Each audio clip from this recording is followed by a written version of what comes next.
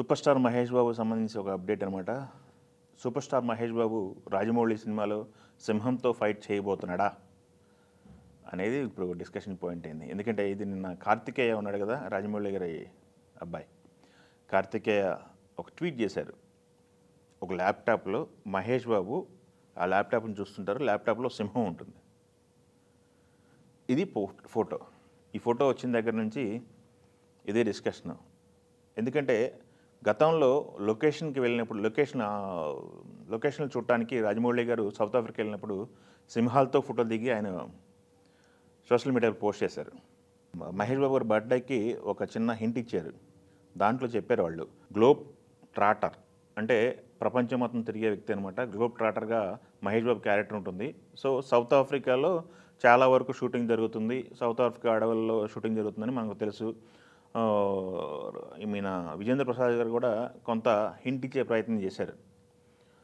So సింహాలతో, పులులతో, అడవిలో ఉన్న జంతువులతో షూటింగ్ ఉంటుంది, ఆ సింహంతో ఫైట్లు ఉంటాయి, సింహంతో పోరాడబోతున్నాడు మహేష్ బాబు అని చెప్పేసి ఫ్యాన్స్ అయితే ఎగ్జైట్ అవుతున్నారు.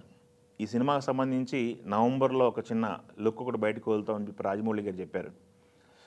అది కాకుండా ఆయన రాజమౌళి గారి ప్రతి సినిమాలో హీరోకి మెడలో ఒక లాకెట్ ఉంటుంది, ఆ లాకెట్తో కంపారిజన్ ఇవన్నీ స్టార్ట్ అయిపోయినాయి. ఇవన్నీ కూడా ప్రాజెక్ట్ పైన అంచనాలు పెంచుతున్నాయి.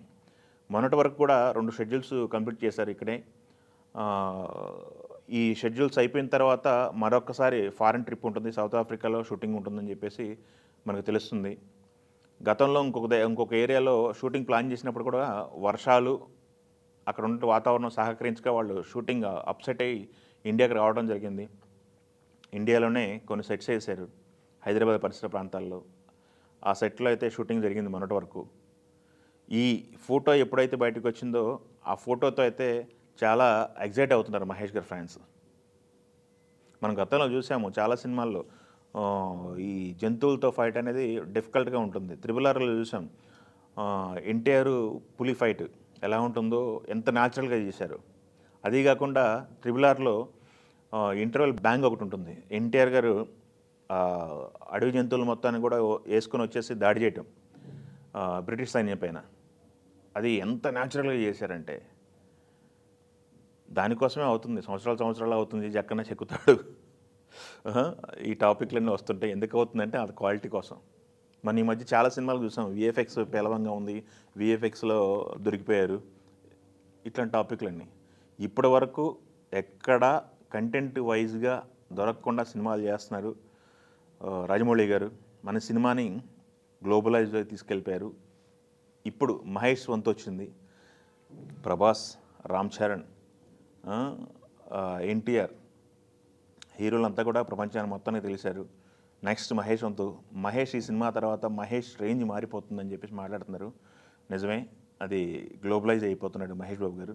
ఇప్పటికే చాలా దేశాల్లో చాలా భాషల్లో మహేష్ బాబు తెలుసు.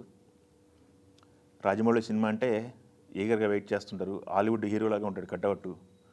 చాలామంది మాట్లాడుతున్నారు కూడా రాజమౌళి సినిమా తర్వాత హాలీవుడ్కి వెళ్ళిపోతారు మహేష్ అని. బట్ నాకు తెలిసి అయితే అది జరగదు. ఫస్ట్ ప్రయారిటీ మహేష్ గారికి టాలీవుడ్. బాలీవుడ్లో కూడా అవకాశాలు వచ్చినా వెళ్ళలేదని చాలాసార్లు చెప్పారు ఆయన. చూద్దాం మరి ఇది ఏ రేంజ్లో ఉంటుంది. ఈ సింహాలతో ఫైటు, సింహాన్ని ఎందుకు పెట్టాల్సి వచ్చింది, వాళ్ళు ఎందుకు హింట్లు ఇస్తున్నారు బయటికి. సో వేచి చూడాలి. ప్రాజెక్ట్ పైన అయితే విపరీతమైన క్రేజ్ ఉంది, అందరూ ఈగర్గా వెయిట్ చేస్తున్నారు. Thank you.